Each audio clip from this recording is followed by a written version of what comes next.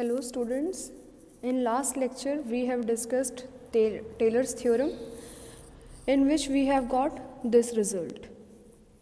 आज हम क्या करेंगे? आज हम बात करेंगे Lagrange form of remainder after n terms and it is denoted by Rn. Simply क्या करना है, आपको यही फॉर्म आएगी जो आपने लास्ट वीडियो में देखी थी, इसी को हम क्या बोलेंगे, Lagrange form of remainder after n terms. और इसको डिनोट किससे करोगे आप? Rn से करोगे। अब नेक्स्ट अगर हम इसी में n की वैल्यू 1 पुट करते हैं, मैंने जैसे ही n को 1 पुट किया, दैट मीन्स यहाँ पे क्या आएगा, f1 क्या मतलब क्या आ जाएगा, दो ही टर्म आएंगी, एक तो f वाली आएगी, 1 का मतलब फर्स्ट डेरिवेटिव, सिर्फ ये कहाँ तक जाएगा, फर्स्ट डेरिवेटिव तक जाएगा, ये सारी टर्म ज़ीरो हो गई। तो इसका मतलब ये कौन सा आ गया है आपकी थ्योरम, मीन वैल्यू थ्योरम, यही थी स्टेटमेंट, आपको मैंने बता दी थी लास्ट में। तो अब हम यहाँ से बोल रहे हैं कि अगर हम टेलर्स थ्योरम में ही n को 1 पुट करें, ये टेलर्स थी पूरी, इसमें अगर हमने n को 1 पुट किया तो ये दो ही टर्म आई, तो इसका मतलब कौन सी थ्योरम बन गई, मीन वैल्यू थ्योरम। टेलर से कौन निकल के आ गई है, मीन वैल्यू थ्योरम, तो हम क्या बोल देंगे, mean value theorem is particular case of Taylor's theorem. Particular case का मतलब n की वैल्यू जब 1 थी सिर्फ तभी आया है, तो एक पर्टिकुलर वैल्यू के लिए आ गया है, तो हम क्या बोल देंगे, we conclude that mean value theorem is a particular case of Taylor's theorem. अगर एग्जाम में आपके पास यही प्रूव करने के लिए आता है तो आप क्या करेंगे, पहले टेलर्स थ्योरम का पूरा प्रूफ देंगे, फिर n को क्या पुट कर देंगे, 1, फिर आप वहाँ से लिख देंगे, जैसे ही हमने 1 पुट किया सिर्फ इतना पार्ट आया यहाँ से लेके यहाँ तक, और ये कौन सी थ्योरम थी, मीन वैल्यू थ्योरम, तो इसका मतलब क्या बन गया है, टेलर्स थ्योरम का पर्टिकुलर प्रूफ बन गया है। नेक्स्ट आपकी क्रॉलरी है, उसमें देखिए क्या बोला है हमें, Maclaurin's theorem with Lagrange form of remainder. अब हमने पहले की थी टेलर्स थ्योरम, अब हम कर रहे हैं मैक्लॉरियंस थ्योरम। ये दोनों ही इंपॉर्टेंट है एग्जाम पॉइंट ऑफ व्यू से।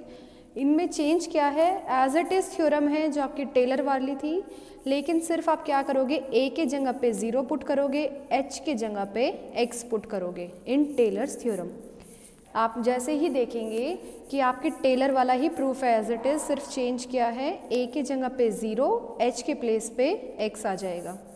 आप इसमें पुट कर दीजिए, a के जगह पे 0, 0, 0, 0, 0, 0, 0, h के प्लेस पे x, तो ये क्या बन गया, f of x, f of 0, h के प्लेस पे x था तो बाहर क्या आ जाएगा, x, f dash 0, x square upon 2 factorial, f double dash 0 plus up to so on x raise to power n minus 1 upon n minus 1 का factorial, f of n minus 1, f of 0, x raise to power n, n factorial, f raise to power n 0 और इसके सामने plus theta x आ जाएगा। Same यही बन गया, theta पे condition क्या है, वो 0 to 1 के बीच में लाई करेगा। हाँ जी, देखो यहाँ पे दिया भी है, इंपॉर्टेंट है हमारी जो मैक्लॉरियंस थ्योरम है, तो इसलिए हम दोबारा से इसका प्रूफ बता रहे हैं। सेम वही चलेगा जैसे हमारा टेलर्स में था। फर्स्ट कंडीशन क्या थी, f का first derivative, second derivative up to so on f का n-1 डेरिवेटिव, सारे कैसे हैं, कॉन्टीन्यूअस है। अब देखिए वहाँ पे एक चेंज दिखेगा आपको, यहाँ पे जो हमारे पास इंटरवल था वो क्या था, a से लेके a प्लस h था। यहाँ पे हमारा क्या था interval, a to a plus h। यहाँ पे हमने क्या कहा है, a की वैल्यू क्या है, 0 है एंड h इज x। इसमें पुट करें 0, 0 प्लस x, इसका मतलब क्या आ गया है, 0 से लेके x आ गया है। हाँ जी, देखिए सेम बन गया। एज इट इज़ टेलर्स का आप प्रूफ याद रख ले, उसमें a को 0 पुट कर दे, h को x पुट कर दे, सिंपली लाइक दैट। नेक्स्ट में देखिए अब क्या किया है, सेकंड हमारी यही कंडीशन थी टेलर्स में भी, उसी को रीस्टेट कर रहे हैं, दोबारा से लिख रहे हैं। f का जो nth डेरिवेटिव वो एग्जिस्ट करता है, इस लाइन का मतलब क्या है, अगर nth है, अगर मैं कह रही हूँ एक फंक्शन का थर्ड डेरिवेटिव आ गया तो इसका मतलब सेकंड भी आया होगा, फर्स्ट भी आया होगा, तभी तो हम थर्ड पे आए। तो यहाँ पे nth निकला है तो इसका मतलब इससे पहले वाले सारे डेरिवेटिव निकले होंगे। हाँ जी, इंटरवल वही रहेगा 0 to x, then there exist at least one real number theta that belongs to 0 to 1 such that, हमारी सेम यही वाली लाइन है लेकिन सिर्फ पुट क्या किया है, a को 0, h को x। आपका प्रूफ भी सेम चलेगा। हाँ जी, नेक्स्ट आ गई है आपकी another form of Taylor's theorem with Lagrange form of remainder. ये ऐसे सच आपके एग्जाम में इतनी यूज़ नहीं होगी, तो आप इसको देख सकते हैं। सिर्फ चेंज क्या किया है, b को रखा है a प्लस एच, तो h की वैल्यू क्या आ गई है b माइनस ए। यहाँ से हमने किसकी वैल्यू निकाल रहे हैं, c की, और ये फॉर्म चला दी उसने एज इट इज़, आप चेक कर लेना। हाँ जी, नेक्स्ट आई है Taylor's theorem with Cauchy form of remainder. वहाँ पे कौन सी फॉर्म थी, लैग्रांज फॉर्म, ये कौन सी है, कॉशी फॉर्म।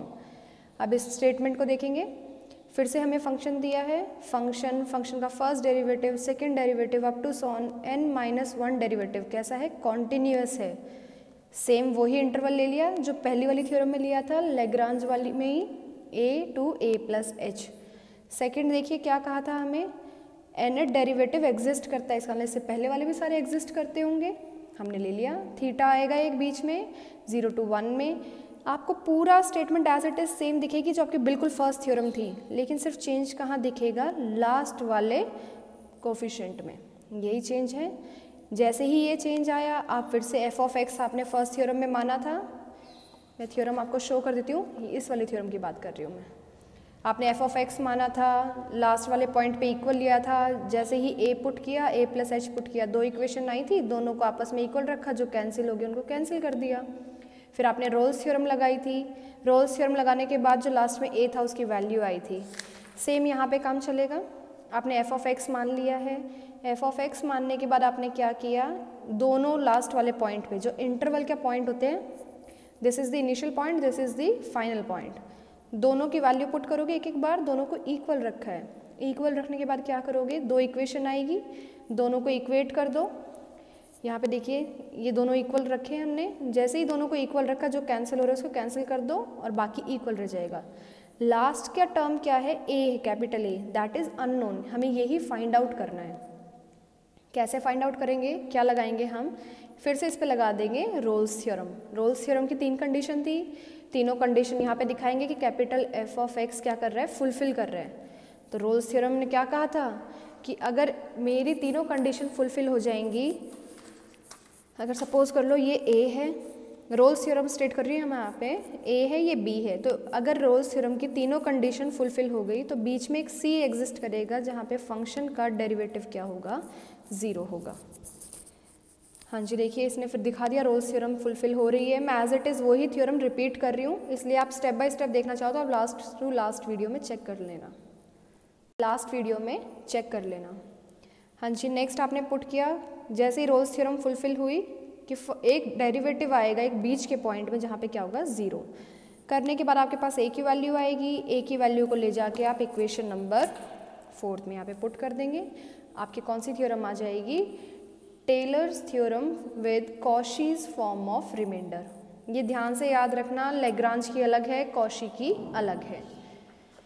हाँ जी, नेक्स्ट में सेम हमने मैक्लॉरियंस की थी किसके लिए, लैग्रांज फॉर्म के लिए, अब हम मैक्लॉरियंस किसके लिए करेंगे, कॉशी फॉर्म ऑफ रिमाइंडर के लिए। इसके बाद आप देखेंगे कुछ एग्जांपल्स हैं, एग्जांपल्स में हमें क्या कहा है, show that for every value of x sine x की ये वैल्यू आएगी। हाँ जी, आप लास्ट टर्म से देखेंगे थीटा एक्स आ रहा है, थीटा एक्स किस में आएगा हमारे पास, मैक्लॉरियंस में था, जिसमें ए क्या था, 0 था और एच क्या था, एक्स था। आपको लास्ट टर्म से पता चलेगा कि आपको कौन सी थ्योरम अप्लाई करनी है। हाँ जी, रखा हमने फर्स्ट, एफ ऑफ एक्स हमें दिया हुआ है साइन एक्स, इसका nth डेरिवेटिव आप किससे निकालेंगे, जो हमने स्टैंडर्ड फॉर्मूलाज किए थे ये वहाँ से लिखा है। अगर n ये है तो 2n, n के प्लेस पे 2n पुट कर दो इस सेम फार्मूला में, तो n की जगह पे क्या आ जाएगा, 2n, ये आ गया है, 2 से 2 कैंसिल हो जाएगा। फिर आप एक बार 0 रखोगे, दोनों में वैल्यूज़ देखिए आपने, रखने के बाद आप लास्ट में क्या करोगे, जो आपको फॉर्मूला आया है मैक्लॉरियंस थ्योरम का with Lagrange form of remainder, उसमें आप वैल्यूज़ पुट कर दोगे।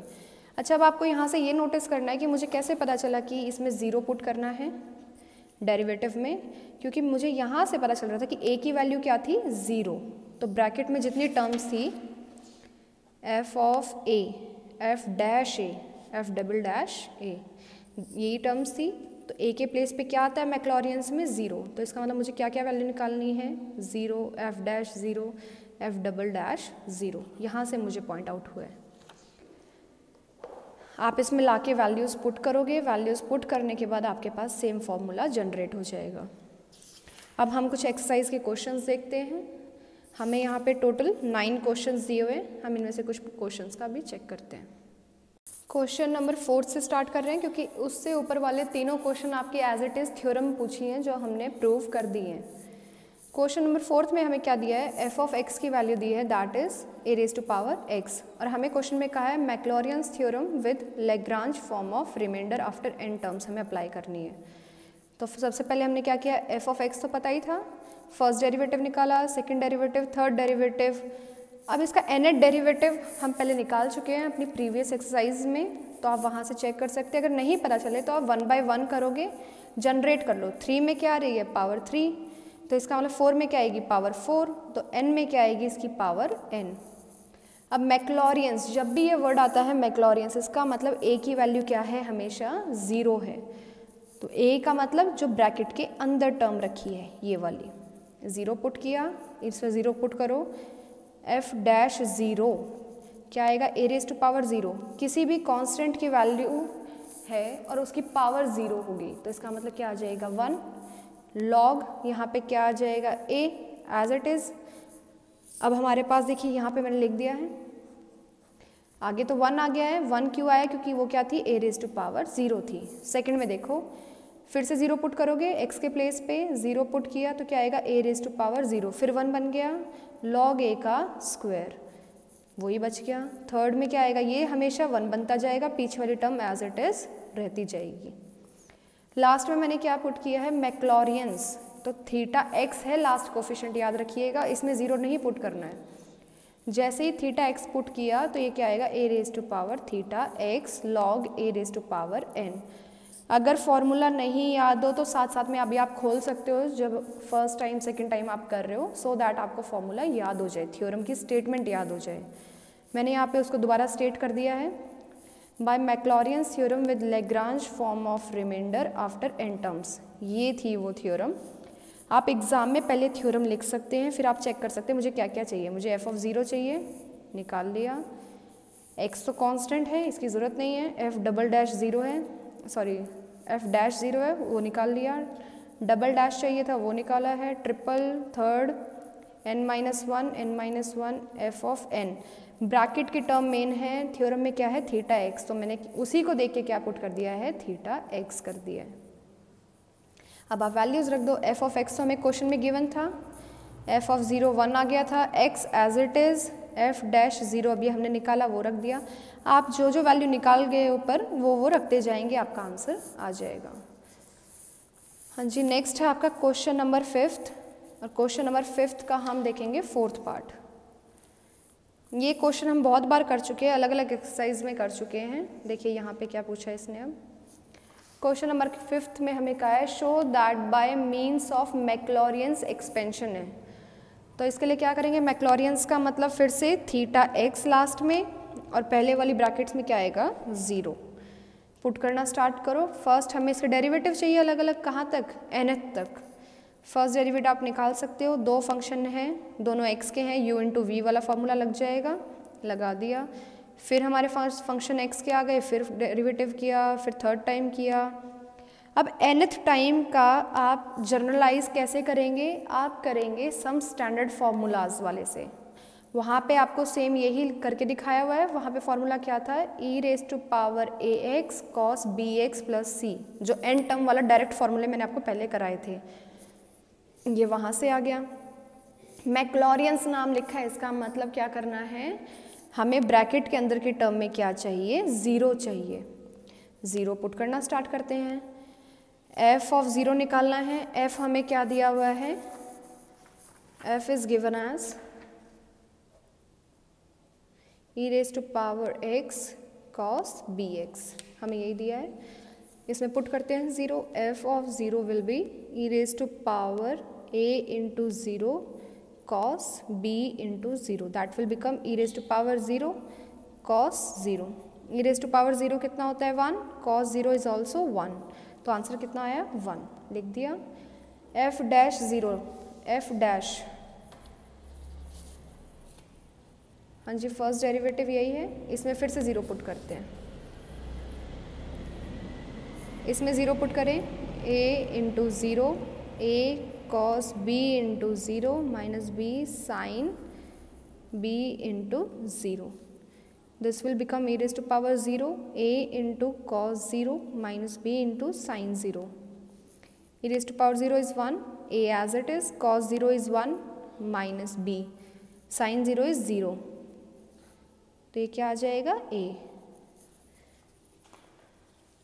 ये आ गया आपका a. आप ऐसे ही जो फॉर्मूले ऊपर निकाल चुके हो उसमें सिर्फ x को क्या पुट करते जाओगे, 0. आपके फॉर्मूलाज बनते जाएंगे. लास्ट टर्म का हमें फिर ध्यान रखना है, मैक्लॉरियंस है, इसका मतलब लास्ट में 0 नहीं पुट करना है, लास्ट में क्या पुट करना है, थीटा x. जहाँ पे भी हमारे पास x था वहाँ पे क्या पुट कर देना है, थीटा x पुट कर देना है. कर दिया, हमारा ये आ गया. अब मैक्लॉरियंस थ्योरम की स्टेटमेंट याद हो जाएगी हमें, तो हमने पुट कर दिया है. ये हमारी थ्योरम थी, ये वैल्यूज़ हम निकाल गए हैं ऊपर. अभी वैल्यूज़ पुट करें, आपका आंसर आ जाएगा. अब हम देखेंगे last question, that is question number 9. Question number 9 में हमें क्या गिवन है, d raise to power x sine px. ये d अब डेरिवेटिव वाला d नहीं है, ये कांस्टेंट वाला d है, कंफ्यूज मत होइएगा. जैसे हम a b c d ये लिख देते थे, सिमिलरली वैसे ही है. d means constant, nothing else. First derivative निकालोगे, सेकंड डेरिवेटिव निकालोगे, थर्ड डेरिवेटिव निकालोगे. nth डेरिवेटिव कहाँ से आएगा आपके पास, वो आएगा आपका स्टैंडर्ड फॉर्मूला से. हाँ जी, अब हम देखेंगे हमें क्वेश्चन में कहा क्या है, Maclaurin's theorem with Cauchy form of remainder. दोबारा रिपीट करिए, क्वेश्चन में है Maclaurin's theorem with Cauchy's form of remainder after n terms. तो अब हमें क्या करना पड़ेगा, यहाँ पे n के जगह पे हम पुट कर रहे हैं s, सो दैट हमें डिफ्रेंशिएट कर पाएँ. यहाँ पे पुट किया, जहाँ जहाँ n था वहाँ वहाँ पे क्या पुट कर दिया, s पुट कर दिया है. फिर मैक्लॉरियंस है, मैक्लॉरियंस का मतलब ब्रैकेट में हमेशा क्या रहेगा, 0. ऊपर जितने फॉर्मूले निकले हैं फर्स्ट डेरिवेटिव के, सेकंड डेरिवेटिव के, ये जैसे थर्ड डेरिवेटिव का, इसमें x की जगह पे क्या पुट कर दोगे, 0 पुट कर दोगे. आपके पास वैल्यूज़ आ जाएंगी. वैल्यूज़ आने के बाद लास्ट में हमारी क्या होती है टर्म, ब्रैकेट में अब 0 नहीं होता था लास्ट में, वहाँ पे क्या आता था, थीटा x आता था. वो ही रख दिया, थीटा x. रखने के बाद ये आ गया.